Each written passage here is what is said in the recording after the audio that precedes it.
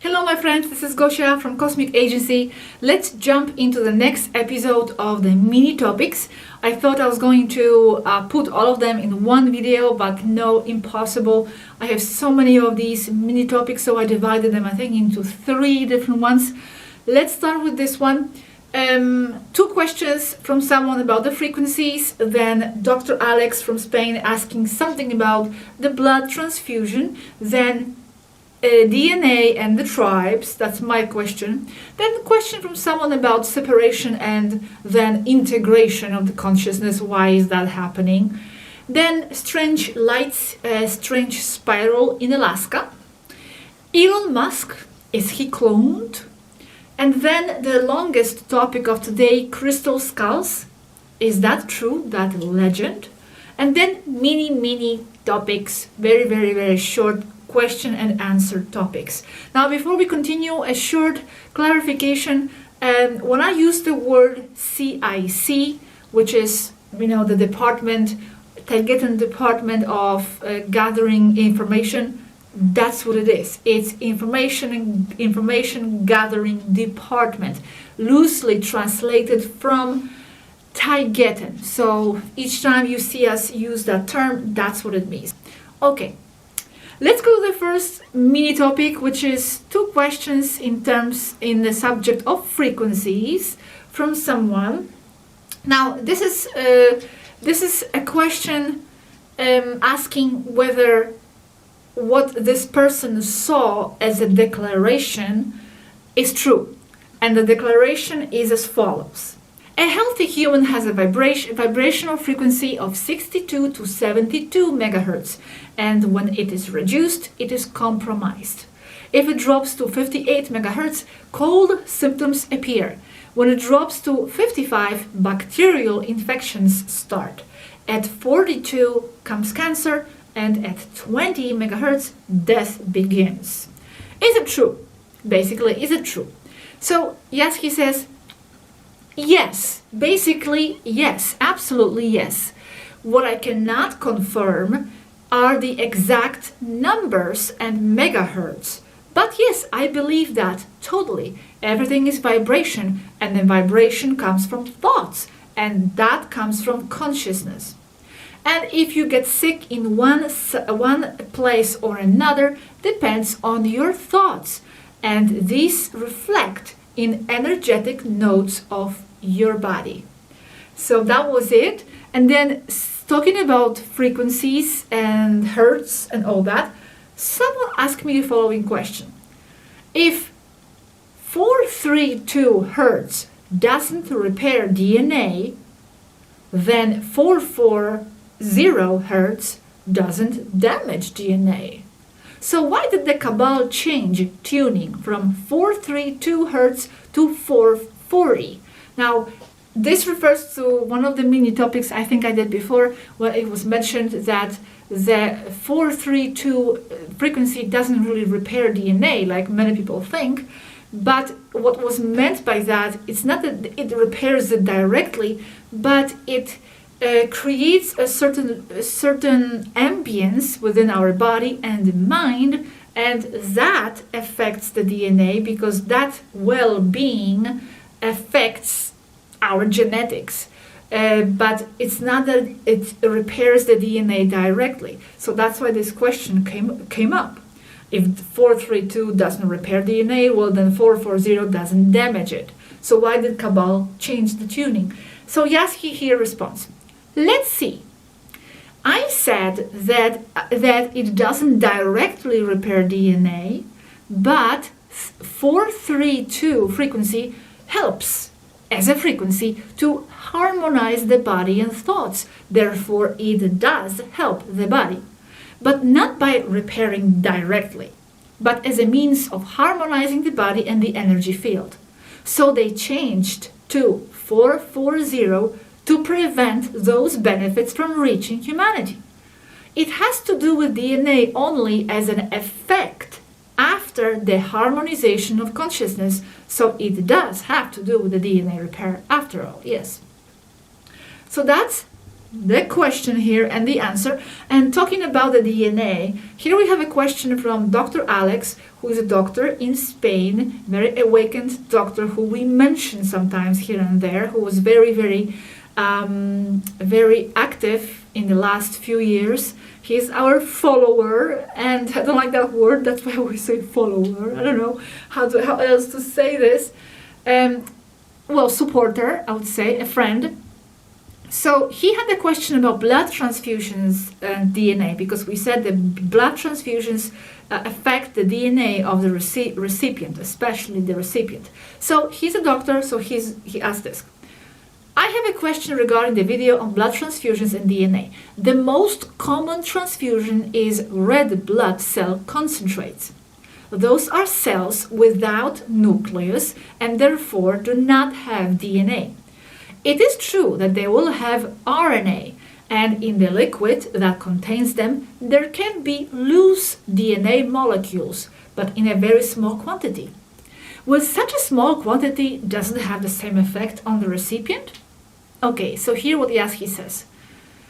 With a minimal amount of DNA, there is already an alteration. When the recipient's body takes it mostly as invasive organic material and discards it just as it does with an exosome virus. However, it is not only a problem of DNA transmission, which in itself is serious enough, but of energy, of personal frequencies intermingling. It is something more etheric. In the end, we are always transferring soul or personal energy, so I would not see it as an invasion or something to worry about. However, I insist on not mixing with people with bad vibes, because they do invade us, although for that we have personal shields, among them the aura as a barrier. Okay, and now here on the subject of soul intertwining due to transfusion, because that was also mentioned in the video on blood transfusions, Yaski comments this. You can also look at it the way that you had that transfusion with that strange person because you already had a connection in the afterlife. From the point of view of souls and their agreements before they were born, that's the way it is. Because you can't have anything to do with anyone else in any way if there isn't certain frequency match between those people. However, here Yaski also adds that this does not mean that we can go to another extreme and mix with just anybody just because on the etheric side we had to already be linked. And she says, it doesn't mean that we should accept everything without protecting ourselves from those energies that we consider as not agreeing with what we want, or that do not agree with us. What happens here is reflected on the etheric side also, being that in the end it is the same.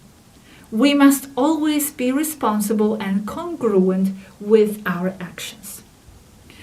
Okay, people, friends, those of you who are new, and it just occurred to me that I didn't say that in the beginning, and I think there may be some new people watching and wondering what is this video? What are these mini topics? The mini topics are the parts of the conversations that I had with them, where we had with them, and that didn't make it to a separate video because maybe they were just too small. Okay, so I put them all in this format, mini topics and mini topics.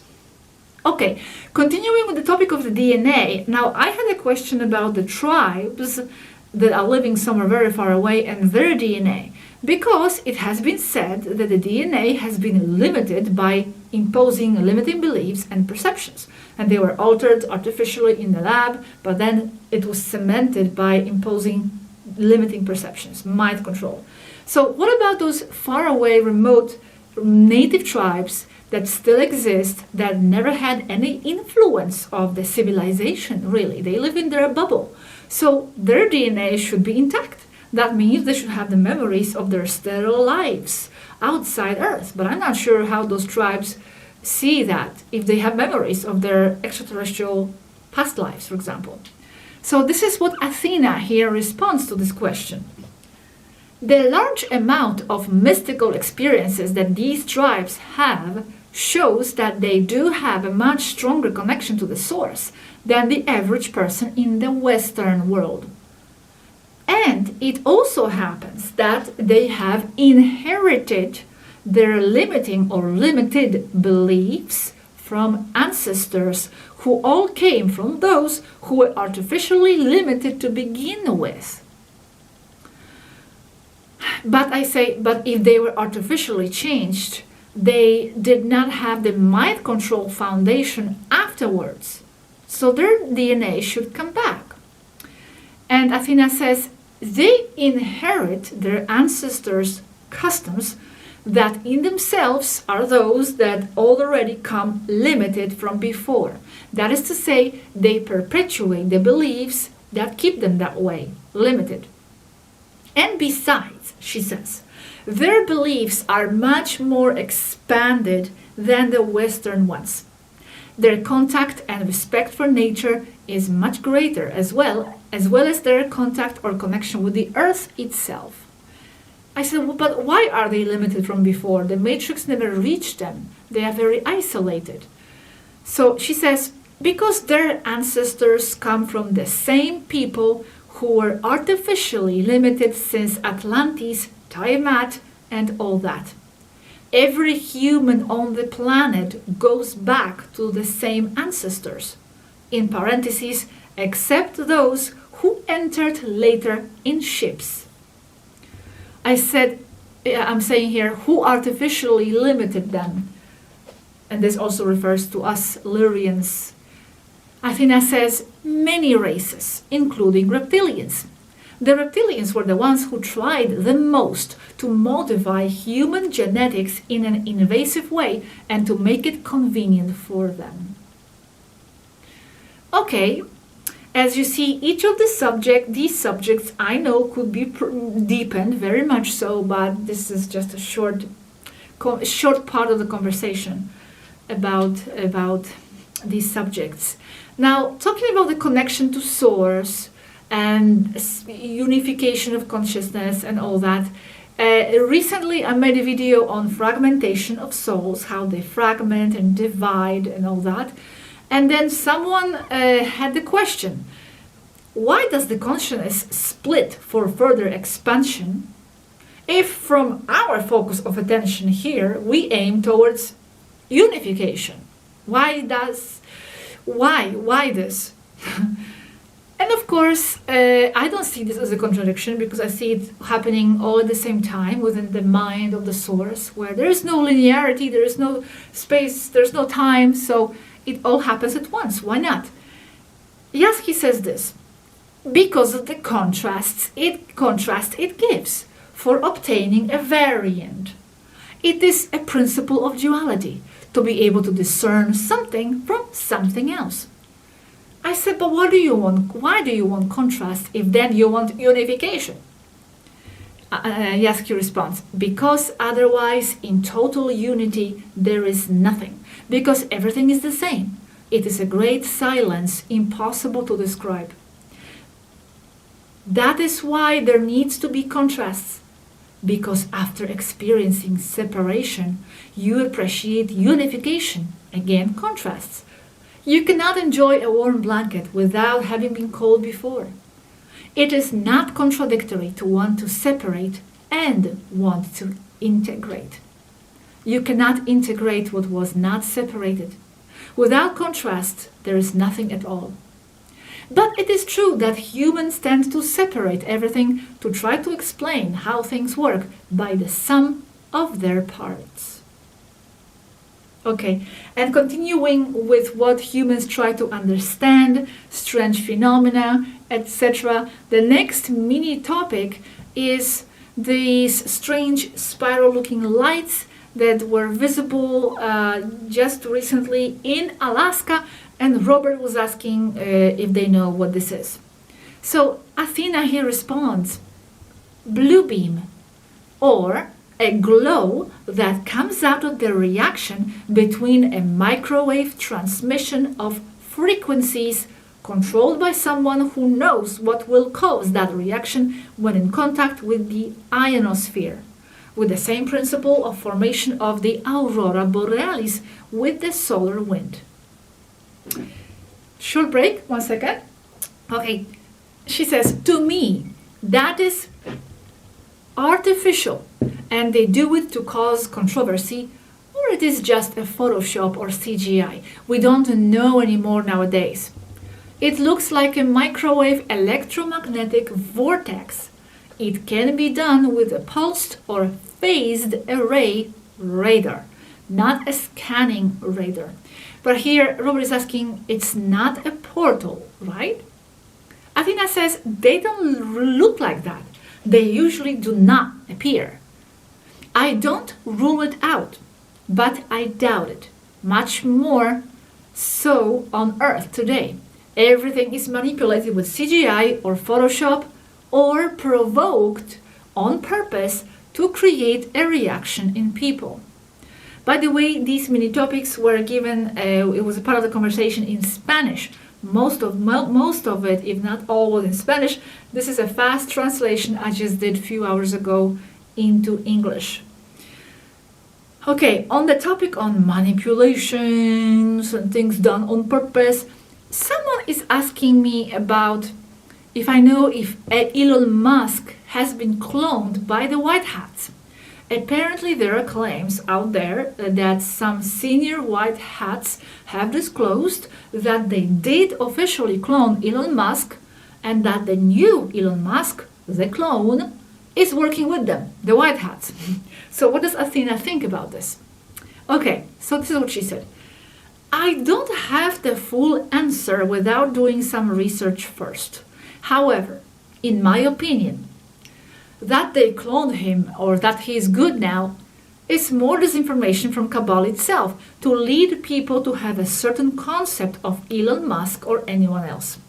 That is, they create a more or less positive character so that the hopes of humanity, of the part of humanity that sees that the Cabal exists and that it does things against the interest of humanity, are focused on Elon Musk.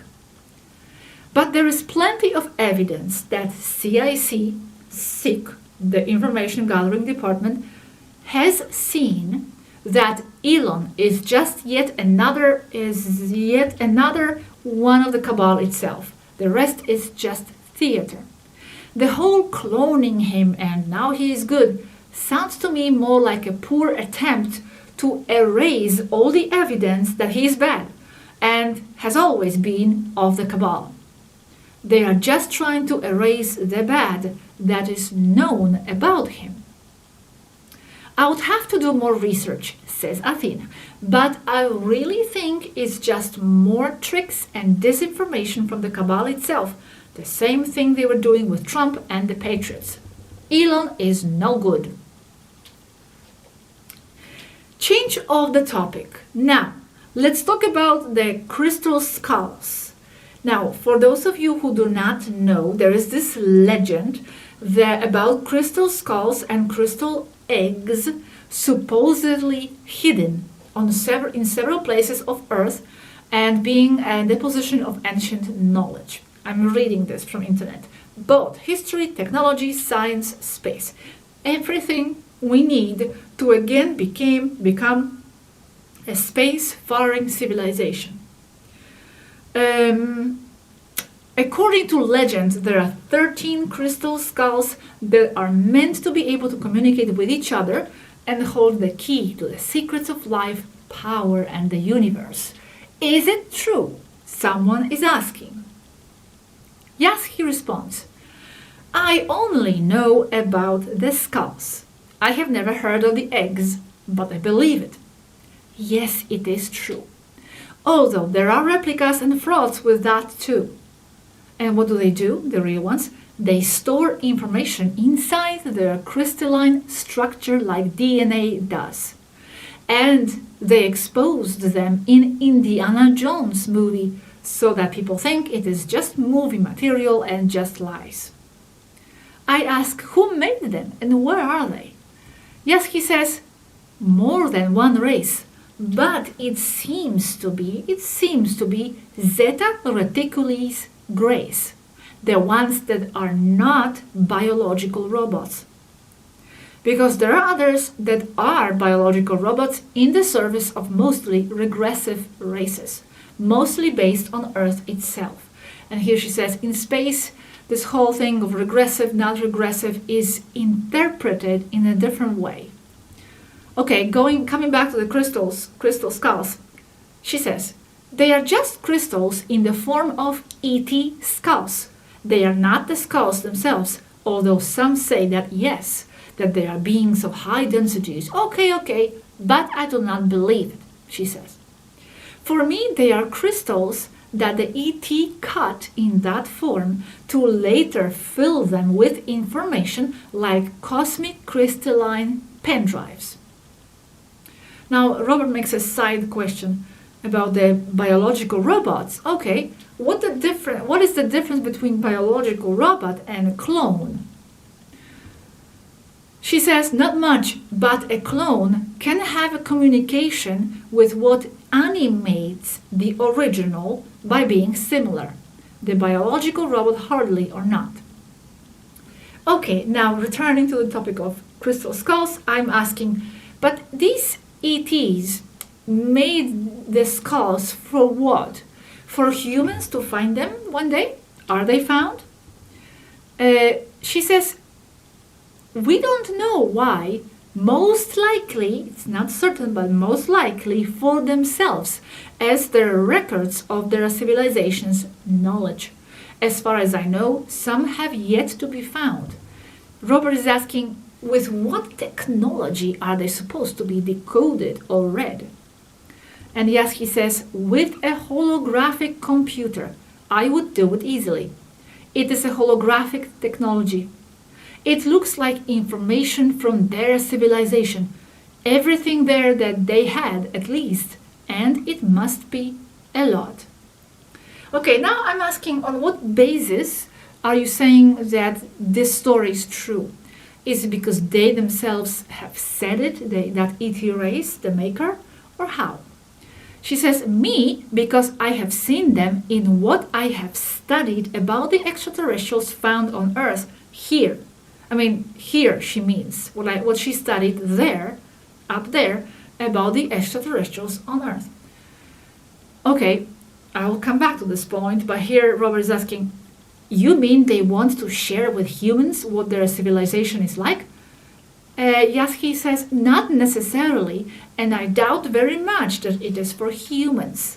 Rather, it is their records that were left behind when they left. They made it for their own use. Okay, and now I'm returning to the point of her seeing it. I said, have you seen them? You mean the skulls? She says, no, in photos, when she studied the subject. I said, okay, but with photos alone, can you know that they are real and that the story is authentic? She says, of course not. But there are Taygeta records that include the description of those crystal skulls and that they are on Earth. Taygeta records. It seems to me that there are 13 in total. I said, okay, well, if it's that's in the Taygeta records, how has this filtered down to Earth? And she says, because they had bases there that were abandoned, as happens with countless other races. Okay, and now I'm asking a strange question. Why skulls and not, I don't know, potatoes or something? Does the skull here have a meaning? She says she is not sure, she doesn't know. It could be just a matter of design for that specific race. Also, the meaning of a skull as something creepy or whatever, that could be only a human context interpretation. So that was the topic of crystal skulls, quite interesting. Yes, indeed. Now, let's jump into the mini topics, okay? I am a bit tired today. I noticed I have been walking outside for a very long time, and then it's 1 a.m., 1 in the morning, and I filmed this in Spanish, and now I'm a bit low on energy. So if you see that, I'm saying this because many times I see that people analyze us in our videos, like everything, our face expressions, our eyes, our gestures, like what does it mean? Oh, you look a bit down, that means something, you're hiding something is going wrong. Or my mom does that as well, especially in photos. She always finds hidden secret stories I'm supposedly not telling her just by looking at the photos. So that's why I'm saying I'm just tired. Don't read too much into my lack of vibrancy today. Okay. Now, mini topics. Short questions and short answers. This is about experiencing dreams and when we're experiencing other selves in dreams. So the question is from Robert's follower: our other self in dreams, are they in reality an experience of one of those fragmented selves? This is going back to the topic of fragmentation. Is that it? Athena says no. Rather, they are the experiences we have in other existential planes where we manifest everything faster because of the higher density. And that is why what we take from our lives is reflected there. And on the topic of soul fragmentation, again, this was a question that came from someone in English after the video on fragmentation. And they were asking about fragmentation from the point of view of soul fragmentation to the cause of some trauma, as it is done with MK Ultra. Is this related? Well, Athena here says it is related, but it's not the same. It's the different phenomena here we are discussing. In the case of MK Ultra, she explains a soul refuses to enter or connect with the body when it is triggered by conditions, artificially programmed in addition, that remind it or make it see that the trauma is about to be repeated. Then the soul leaves the body. Or it doesn't enter the body in order not to live the trauma again. It is not fragmentation of the soul, it is a separation from the body. That is why Ultra MKs are programmed by intentionally traumatizing them. Okay. Now, in May this year, the Space Agency has issued a new alert for the presence of a dangerous asteroid, which supposedly had the size of Eiffel Tower in Paris. So Robert is asking, is this true? Or does this asteroid mean a ship? Because it was also mentioned that Cabal uses these code words, and sometimes when they say asteroid, it might mean a ship coming. So Athena says this: I don't understand why they claim to have eyes on the asteroids and even tell the population the size of each one passing at enormous distances when it is plagued by ships up here. It makes no sense to me, to the degree that I can't even answer the question. In fact, I don't have any particular asteroids on record around here. They always pass by and all the time. Some larger ones pass by too, but far away. This reminds me very fast, before I forget. Just today we were talking with Yaski about the strange Schumann resonance reading that was reported just now on the day when I'm speaking these days. And people were asking me about this, what does it mean? Well, Yaski, when she had a look at that, her first impression and reaction was it was some kind of an instrumentation failure.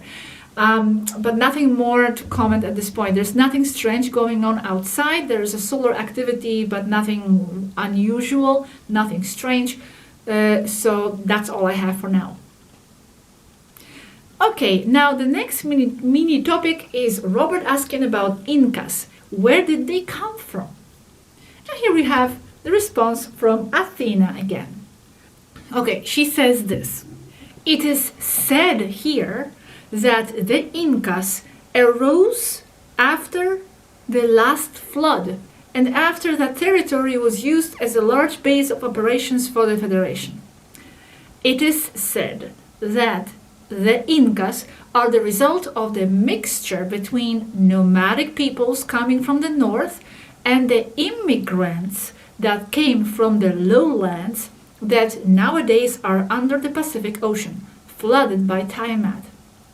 As happened with many Mesoamerican cultures and with the Egyptian, and also, among others, the peoples that the official archaeologists see and accept came to inherit many of the constructions of those who were before, who were interstellar, who were part of the global culture of the time and had direct links with the Galactic Federation. I know each of these topics could be deepened into a separate video, but I just want to share with you what I have. Now, talking about Galactic Federation, stellar people and all that, someone is asking me about the Apunians. Apunians in ufology supposedly are an extraterrestrial race of Nordic type beings, and they are called this way in South America, especially in Peru and Bolivia. And it is said that they come from a planet close to the star Alpha B in the Centaur constellation. So someone is asking me if they are real. So Yasuki here makes a joke. She says, Apu, as an auxiliary power unit? No, but Centauri ships have Apus just like any other ship. That was a joke. Of course, we are referring to Apunians. And she says, I haven't heard of them, but it's impossible to memorize so many star races. Every now and then I get these questions about this and that race. It's impossible to know them all. They're just like, how many 400,000 races just of humanoid appearance? And then there are others. It's impossible to know all these races, and it's impossible to know the names. Like, for example, how many of you really truly know all the countries existing in the world? I'm pretty sure that sometimes a name comes up of a country or a group of people, culture somewhere, and you're like, I have never heard of this country or this language before. Well, imagine this is just on one planet. Imagine there with so many planets and civilizations, and to that there's a problem of language and translations and all that. Here Robert is asking about the blue avians. Do they exist? Yes, she says, but there are many races of blue avians, not just one. And she says, I haven't heard about those or from those for a long time, about those. And Robert says they are bird races, humanomorphs. She says, yes, but they are not so humanomorphs. They look more like birds. It's like with the Urma, that they are painted with the human bodies when they're not. She says cats have cats' bodies, though. That's what she said. Okay, now another mini topic is about chakras. Someone passed this question to Robert. Is it true that the chakra system is a belief that limits our ability to understand our wholeness? Athena says yes, and that we were among the first people to say this a long time ago. Yes, there are chakras or energy centers, but they are not to be taken as the only ones, or that those chakras define the human body, which is a whole and functions as a whole. However, she says there are energy points just as there are internal organs. Thank you very much for all of you who are passing these questions, and apologies to all of you who we are unable to answer your questions. It's just too much all the time. Now, some time ago, recently, UFOs were spotted flying on dark side of the moon. Supposedly there was a video recorded in broad daylight. That's what the headline says.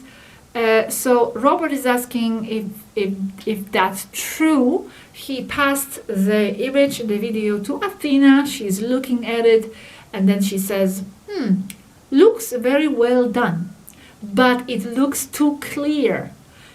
If that were true, it would be seen all the time, since the traffic there is huge. There is movement behind the moon all the time.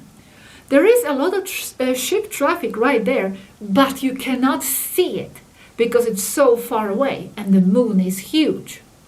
And she says, even a spacecraft the size of our ship, Toleka, looks like a bright star when it is only 500 kilometers away.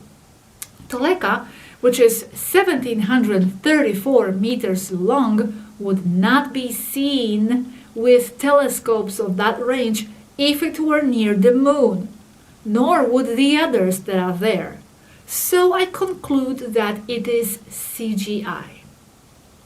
Okay, and the last mini topic and the last topic at all for today is Robert's question about the Bilderberg Club and the last meeting they had, if they know anything about that.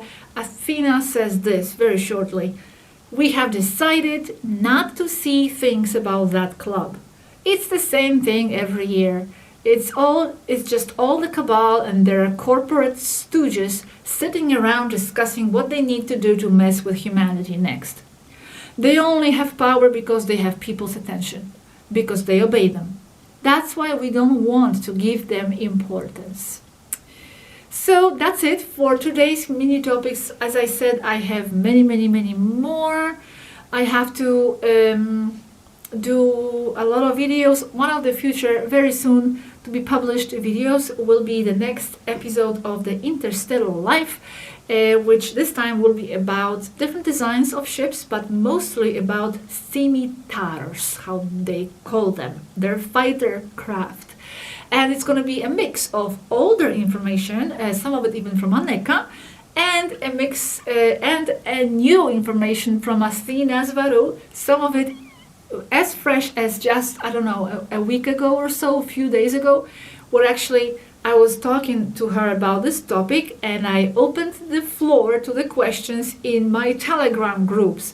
I said, listen guys, I'm talking to Athena right now about the fighter crafts, send me questions because I'm not that technical, I'm not that into planes, I don't know what to ask. So I opened the space and people were passing me questions, I was passing them to Athena at the same time. So I'm going to include those questions, some of those questions in this video as well. So anyway, a lot of things to come. Thank you very much for watching and sticking around until now. Thank you for your support. Hello to all the newcomers and hello to all the oldies as well. Thank you very much for everything. Bye bye. Ciao guys.